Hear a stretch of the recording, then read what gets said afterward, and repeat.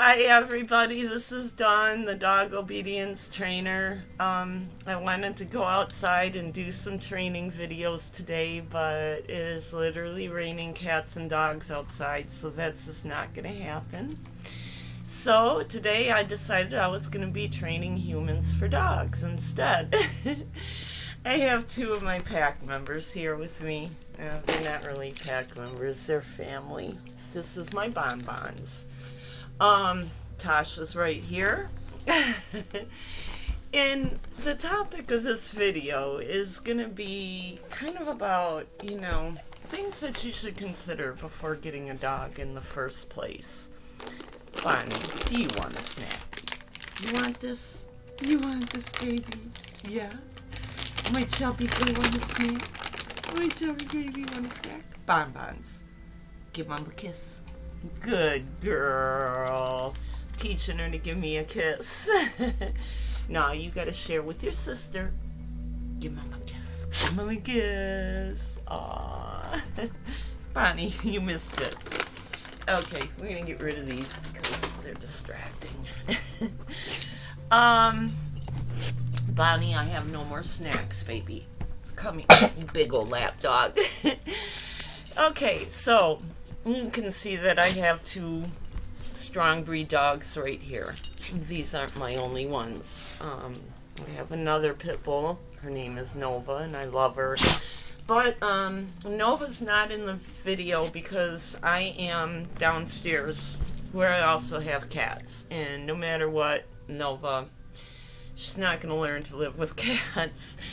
She's safe around them when I have her on a leash, but if she's loose and I'm not paying attention, she just has this really high prey drive. So, we're not going to bring her into this. So let's talk about things to consider before getting a dog. First of all, some people aren't going to like this, but I really discourage people who rent from getting a dog. Okay? It's nothing against you, but in a way, your future depends largely on your landlord. And you never know what might happen. You might live someplace for a couple of years and think you have stability and your landlord allows pets.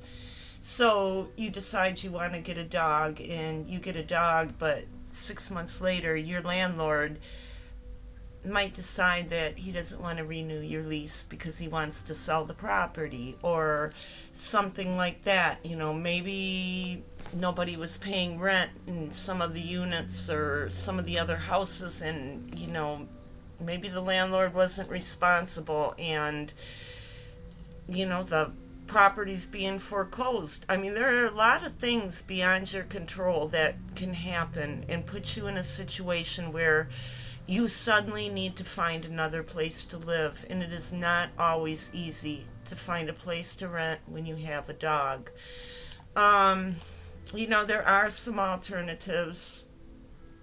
I would never get a pit bull if I was a renter because people discriminate. I own my own home, so I have pit bulls because I love them. Oh, this is the true nature of a pit bull right here. This is why I love them so much. But, other people, they don't see the side of them. They see this big muscular dog that can kind of look scary, and they've heard terrible things about him, which, for the most part, it's not true. And, so you get discriminated against, even if there's, no breed-specific legislation. An individual landlord can come up with a reason why he doesn't want your dog there. Such a precious baby. These can be some of the most loving dogs on earth, but there's a lot of challenges to having one, and it has nothing to do with the dog, but with the humans out there. And things people tend to think. It's sad. Look at that face. So, if you do rent and you want to get a dog, I really suggest like a smaller to medium sized breed that's, really cute and nobody associates with aggression. Maybe like a little Springer Spaniel or something like that, Well, that wouldn't really be good for an apartment because they're too energetic, but a little small dog that would be easy to, if you suddenly, for some reason, you had to move, you could move and not really have a problem. One of the main reasons, if you go on, say, Craigslist and go to the community and then go to pets, you'll see a lot of dogs that people have to leave home. And one of the main reasons you'll find is you look through those ads is they have to move. Their living situation has changed. So that's something to seriously take into consideration.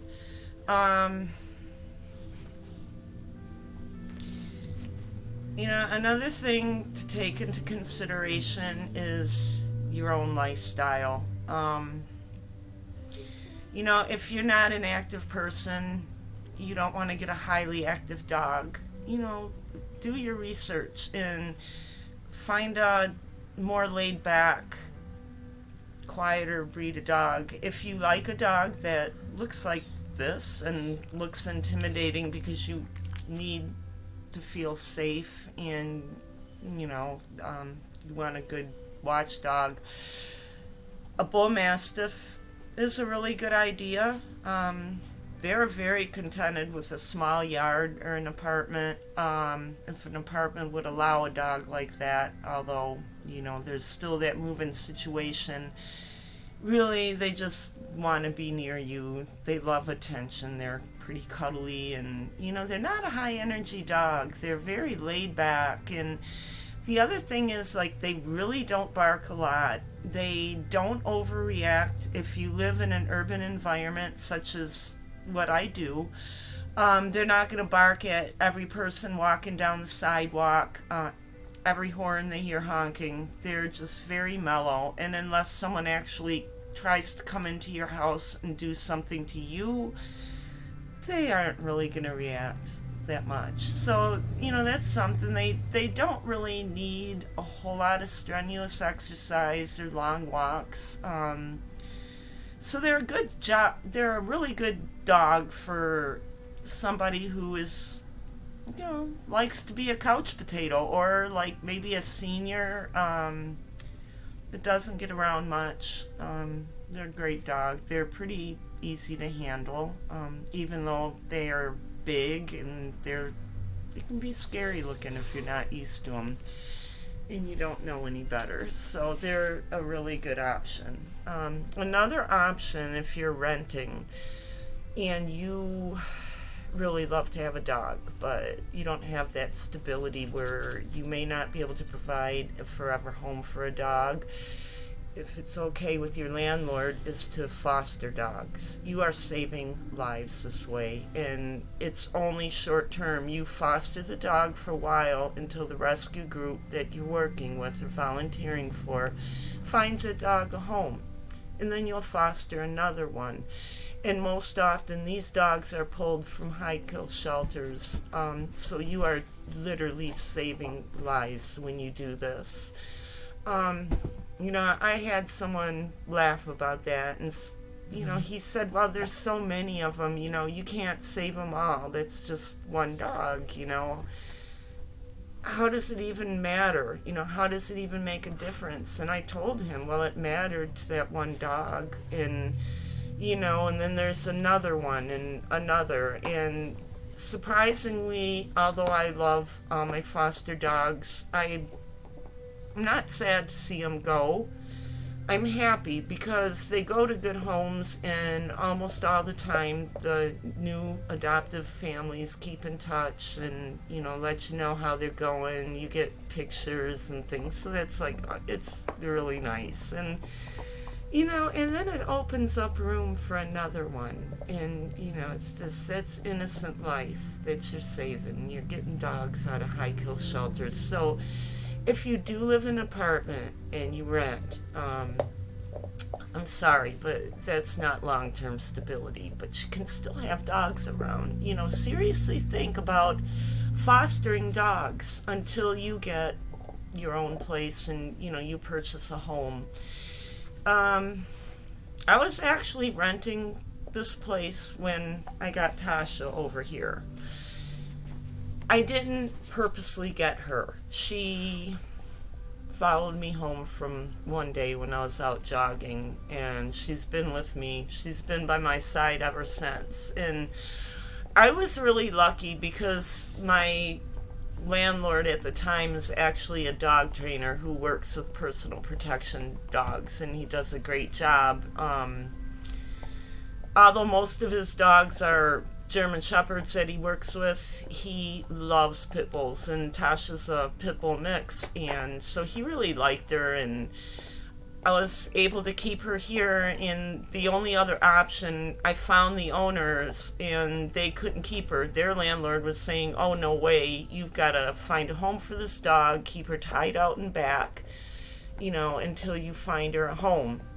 And Tasha was on the verge of ending up in an animal shelter. And so I just told the owner, I said, she can come live with me. And so I ended up with Tasha, and I love her so much. I swear she's like an angel that was sent here, and I'm gonna do a video separately all about her and how we met, because it was quite an amazing experience. And this is Beatrice down here, my Russian blue cat. She's another family member. But I was really lucky because when the landlord decided to sell this place, he came to me first and gave me a deal that I just could not turn down. And because I had a pit bull and I had a couple of cats, and I wanted to make sure I could keep my dog, I didn't want to look for another place. So I immediately said yes, I'll buy the place.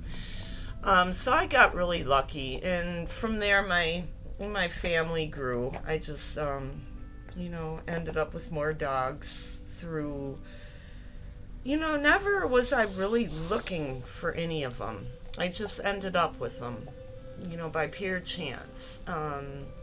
But it was meant to be. And they're pit bulls, and they were, they were my inspiration to become an obedience trainer. So, renting is one of the factors that you want to seriously consider before getting a dog.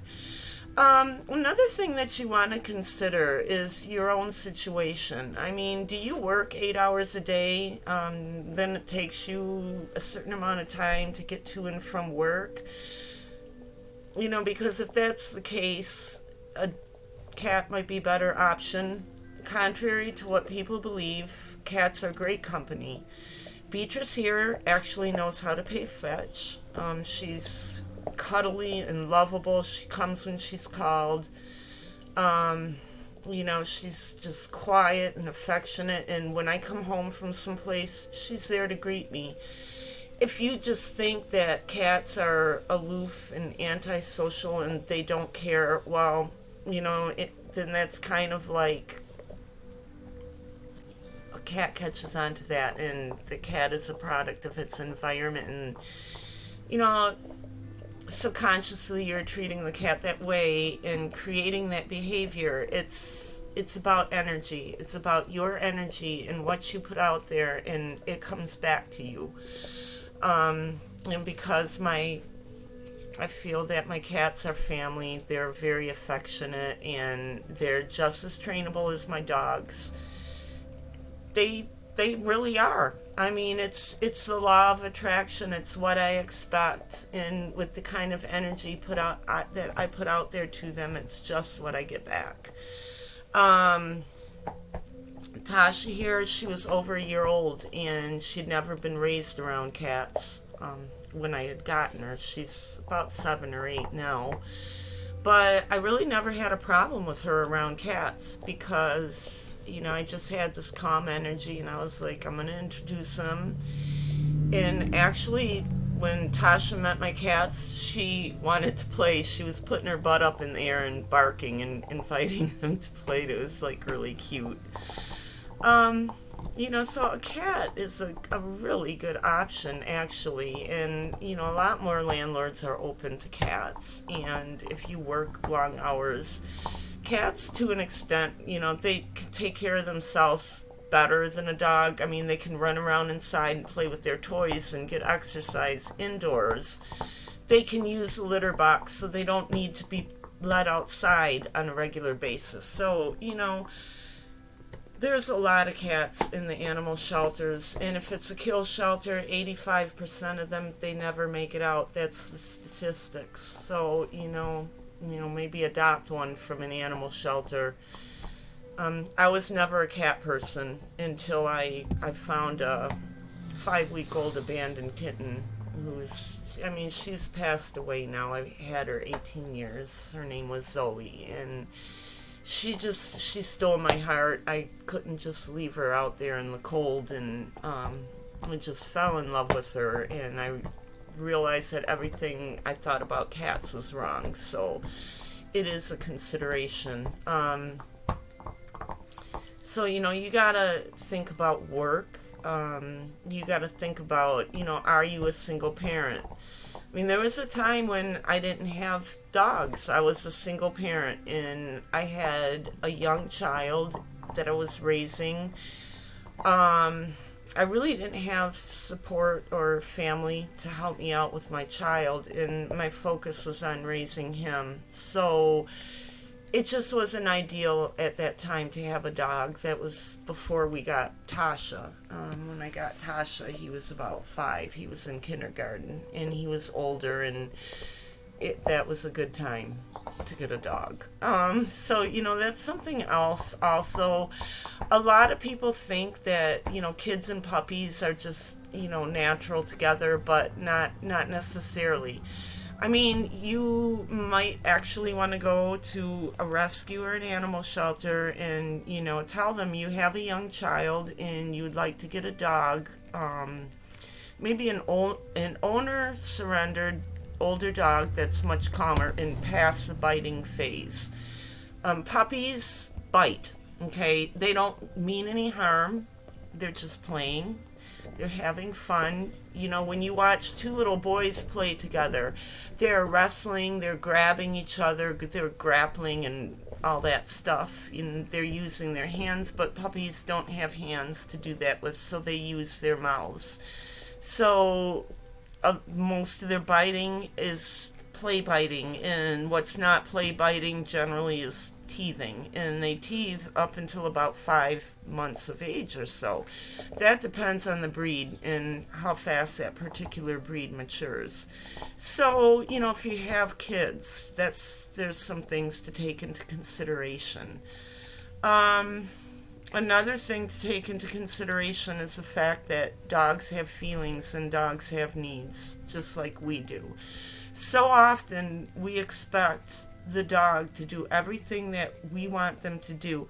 We expect them to understand everything that we say or try to tell them to do or command them to do or whatever. And we expect so much of them and we want them to learn all this, but do we ever really sit down and study them and watch them and see how they interact together and study their body language and learn their language?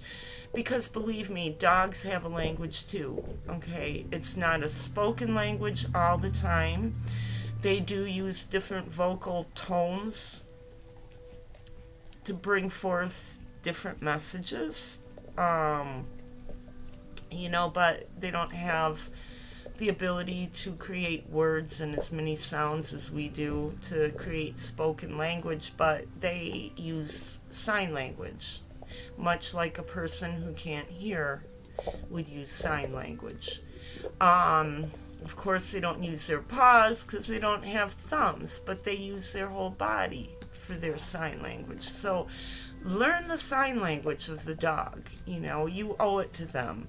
Why would you expect a dog to understand you all the time and do everything you want if you aren't willing to meet halfway and do the same for that dog? A dog has needs for affection. A dog has needs for love and attention. A dog also needs an outlet for his or her energy. They need to be able to get out and get mental stimulation and see the world. You can't just keep a dog penned up in a room or a house, or, worse yet, tie him outside or put him in a little kennel with nothing to do. That dog is going to get bored and is either going to get really depressed or is going to get resentful, and the dog is going to develop various behavioral problems. In exercise is so important. So many people talk about, when my dog is too hyper, my dog is tearing up the house, my dog jumps on counters, my dog does this and does that and bites at my legs and, blah, blah, blah, blah, blah. I'm sorry, but it's your fault. If you're one of those people, it's your fault, okay? It's not your dog's fault. And I know you don't like to hear this, but I don't care, okay? I'm speaking the truth here. You need to get up and get out and get moving and enjoy the fresh air and nature with your dog and go for a good long walk. I'm not talking about a little walk around the block that takes 5 minutes. I mean, get your butt out there with your dog and go for a good walk. Depending on the breed, a half hour might be okay. Some dogs need a lot more exercise. I have an Aussie Door. An Aussie Door is an Australian Shepherd and Lab mix. Those dogs need at least 3 hours of vigorous activity per day. Otherwise, they're going to go crazy. They just have a lot of energy, and they need an outlet for that energy. I mean, the breeds that they come from, the Australian Shepherd and the Lab, Australian Shepherds are herding dogs. They're meant to be out on a farm, herding all day, running around, exerting their energy and having a job to do that keeps them mentally alert and active as well as physically active. Labrador Retriever is a hunter. They love to go out, with their human and go hunt and jump into the water and, retrieve the duck, and, they get a lot of exercise and outdoor activity and fresh air, and they're out in nature. Okay, those dogs, they need that. So if you're thinking about getting a dog like that, you better think about that dog's needs. And seriously, honestly, ask yourself, am I willing to get out and make sure that my dog gets, that exercise every day? And it's just not exercise, okay? Don't think that just because you have a great big fenced yard that you can take your Border Collie or your Australian Shepherd Lab mix and just put them out there in the yard and say, oh, well, they can walk around and run around out there. They're fine. They're getting exercise. They're getting fresh air. Well, you know what? They're not getting mental stimulation. Dogs are highly social beings, and they've been working alongside humans for eons. They like to be with us. They like to be around us. They like to have a task to do. And they need mental stimulation. I know, I have a family member with a Border Collie that lives on 5 acres of land and thought that it was okay, while the Border Collie could just run around outside all day and the dog is fine. Well, all this dog does is sit there and stare at a tennis ball all day, just intently stares at the tennis ball, and that's it. It's like this obsessive compulsive behavior, and it's sad because really the dog he wants somebody to throw that ball, and play with her and, have fun with her. She wants some, stimulation and some, interaction with someone. She's bored. That's clearly not normal behavior to just sit there all day and stare at a ball from morning to night. But, the dog's needs aren't all being met, so you got to seriously ask yourself, can you meet these dogs' needs? Are you physically able to meet your dog's needs? Got a little upset because our local animal shelter here, and I understand they meant well and they want to find homes for the dogs there, but they're a no-kill shelter in the first place. And they just wanted to get dogs out of there quickly and get more dogs in. And I had a neighbor at one point who was an elderly man with a lot of health problems. He had had several heart attacks. He had had a pacemaker. I think he had had a stroke. He was severely mobility limited. He used to hover around some of the time. His girlfriend was healthy. She was somewhat younger than him, but not a lot. And she was afraid of dogs, though. She was afraid of dogs, and they ended up adopting a pit bull boxer mix puppy from the animal shelter, who was clearly going to outlive the guy. I mean, I know it sounds awful and mean, but you know what? It's something you have to take into consideration. And the guy was in absolutely no position whatsoever to provide for that dog all the things that the dog needed. Like exercise and mental stimulation and training. He wasn't able physically to be able to meet those needs. And the guy's girlfriend she was afraid of dogs. She really wasn't a dog person.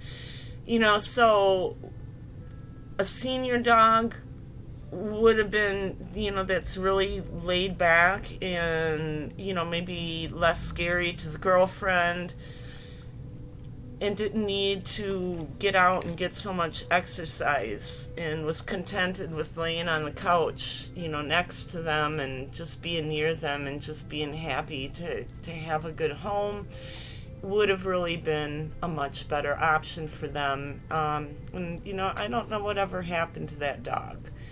I love my Tosh.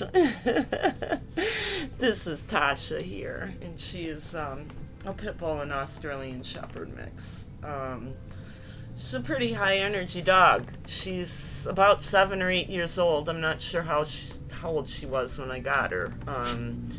She still has a lot of energy, and she absolutely loves to cuddle. This is a real pit bull right here. Even though she's a mix, she's a very good representation of the breed. You see, I can just hug on her and put my weight on her and love on her, and she tolerates it. My grandkids, they're 2 and 3 years old. They can climb all over her. They can snatch things out of her mouth. They can crawl up under her belly. They were trying to teeth on her ear one time. Tasha just puts up with it. She's just the best dog ever, and she wouldn't hurt a flea. This is just the gentle nature of a pit bull. I mean, a lot of them do have a high prey drive, and many of them aren't good around small animals, but they're generally great around people and children. Tasha's just such a lover. She's my best friend. So, pit bulls are a great dog. We'll talk about them now a little bit. They're my favorite breed of dog. They're my breed of choice, and I have 3 of them, actually. There's some downsides to having a pit bull, and like I had said earlier, it has very little to do with the breed. Oftentimes I've been judged because of my dogs.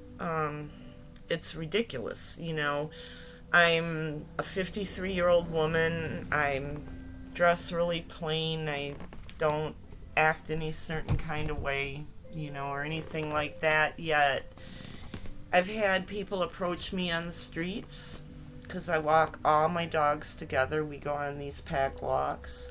And they've rolled their windows down and they're like, "Oh, hey, man, do you fight those dogs?" And I'm looking at them like, "Man, you are so damn ignorant. I mean, look at my babies. These are not fighting dogs. They don't have scars all over them. And I mean, come on." But, people think that. And then you have people that are just, they're petrified or, and they're really fearful. And when they're fearful, the dog senses that, well, the dog doesn't sense fear. What the dog senses and literally can smell is stress hormones. And the stress hormones are the same for fear as they are for anger and aggression. So the dog isn't sure what's going on and then feels like they can't trust the person. The dog gets nervous. The person gets more nervous, and this nervous energy builds. So because of negative stereotypes that aren't necessarily true, that's another downside to owning a pit bull. And then sometimes you get people that just make you plain mad. And I got so angry because one time there was this woman and she's walking with her two kids, and I'm all the way on the other side of the street, and she's like walking kind of down the middle of the street with the kids. I mean, not right down the middle, but in the street with the kids, not up on the sidewalk. And my dogs are just walking along, and they're like really super well behaved. And, the other two pit bulls are pretty much just ignoring the kids. And that's just what they do. But Tasha's she loves kids so much. And when she saw the kids, she looked at them and she started just wiggling. And I mean, she was wagging her tail and looking happy. And she wasn't pulling or trying to go by the kids. She was just acknowledging them and, in a very friendly way. And this lady just glared at me and gave me the dirtiest, most evil look that you could possibly imagine. And, "Kids, get up on the sideway right now," and just glared at my dogs and, spoke in this voice that, if the dogs were skittish or not that well socialized or something, a different dog with a different owner that maybe didn't know how to stay calm or handle the situation, it might have actually brought on an incident or something. And it was just so ignorant. And, this woman obviously, with her loud speech and the glaring and eye contact and the way she was acting, I mean, I even perceived it as threatening, so there's no doubt that many dogs would perceive it as threatening. It's like, honestly, I don't feel like she was even scared. I feel like, she was just being a creep and an asshole. Excuse my language, but I'll say it the way it is, simply because she didn't like dogs, or she didn't like pit bulls, or whatever. Well, if you don't like them, you don't have to have one, but you don't have to go around acting that way, because, I'm going to tell you something. To me, these dogs represent all things good in life and all things good in the universe. Pit bulls, many, many, many years ago in Ireland, they were referred to as the old family dog. They were originally bred, regardless of what anybody says about the bull baiting and that. If you go back even before then, they were actually intended to be companions for women and children while the men went out into fields and farms that were a great distance from home. And they were to be companions for the women's and the kids, and also protectors for them, because while the men were out working somewhere off in the fields, far, far from the cabin or the home where they lived, bandits would come. and break in and, steal things and, do other bad things to the kids and the women. I'm not going to go into that. You can figure it out, but that's what these dogs were intended for. And with that being said, they are very good around children. They are great dogs for women. I see videos where, women and strong breed dogs and, this and that. And sometimes they, imply that women are unable to effectively train or walk or do it much with these dogs without extensive training from some man who is, very dominant. I'm going to tell you something. I'm dominant, but in a very passive way. I show dominance to my pack to establish myself as the pack leader. But I do it in a very gentle, passive way with an extremely calm energy. And that is the key to a good pit bull. Or a good any dog. Before the dog is a pit bull, it's still just a dog. So they actually respond very well, and they're great dogs for women, especially ladies if you live alone. They're a really good choice, as long as you have, stability in your living situation. Because it's really hard to find a place when you're renting and you have a pit bull. Landlords are like, oh God, no, you can't have that dog. It's sad. It's just ridiculous. If you travel a lot, it's another thing to take into consideration the breed of dog you get. If your dog's going to be staying in a hotel a lot of hotels will tell you can't have a pit bull there. They'll give you a hard time. If you need a service dog or an emotional support dog that you may take in public, a lot of people will think that you're lying if you tell them that your pit bull is your service dog. They also, most businesses in management, they don't look into what qualifies a service dog, okay? And they'll ask you to produce documentation.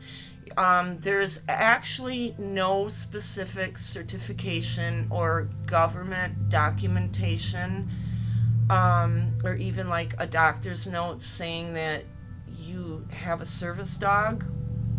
You are able to train your own service dog. I highly recommend that if you are doing that, though, work towards your Canine Good Citizens Award through the American Kennel Club, so that way you can just appease them and show them that. Because if you don't have something, even though it's not required, they're going to give you a hard time and tell you to leave. And if you try to argue with them, they're going to call the police and they're going to call the animal control, and guess where your pit bull is going to end up.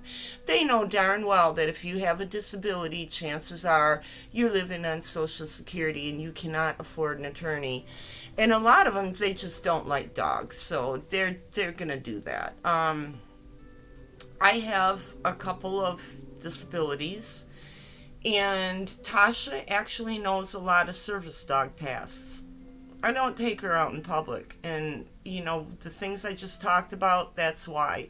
So, you may not really want to get a pit bull if you're looking for a service dog, even though they are very capable and very trainable. That's something that you really need to take into consideration. If you need an emotional support dog that's just going to be at home with you, they're a wonderful choice. They love to cuddle and they love to be close to you. The way Tasha's acting right now, I threw the snacks over there. Okay, I don't have the snacks anymore. She does this all the time.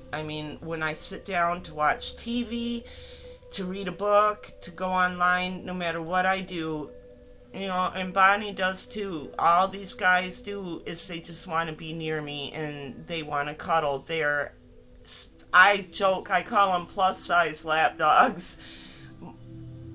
My dog Nova, she's another pit bull, and she's the same way. They are known for this, so they make excellent emotional support dogs.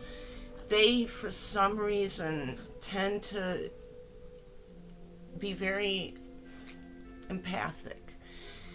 They have empathy towards your feelings. They know what you're feeling. They know when you need them, and they'll just come and they'll just cuddle and they'll just lean against you, and they're just the most wonderful, wonderful dog on earth. If you are gonna get a pit bull, there's certain things you can do to get a good pit bull, and I'm gonna do a whole separate video on that, because it's a topic in of itself. And I like to help as many pit bulls as I can, so I'm actually going to do a video on that as well. If you have any questions about any specific breeds and how they may meet your needs and fit into your lifestyle, please feel free to contact me. I'm going to leave a link to my website and an email address where you can get a hold of me. I'm always here to help.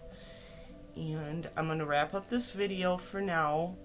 By the way, I just want to say that the music you hear in the background, I'm not sure what it is. I do not own the rights to this music. It is actually a YouTuber right now, you can see on TV, who's streaming live, and I found this earlier today, and I've been playing it because it's very calm and relaxing, and my dogs like it, and so do I. So I'm going to leave information on that as well in the description below. I hope you have a nice, peaceful, relaxing day. Bless you and stay calm. Give your dog lots of love for me. I'll talk to you in the next video. Bye.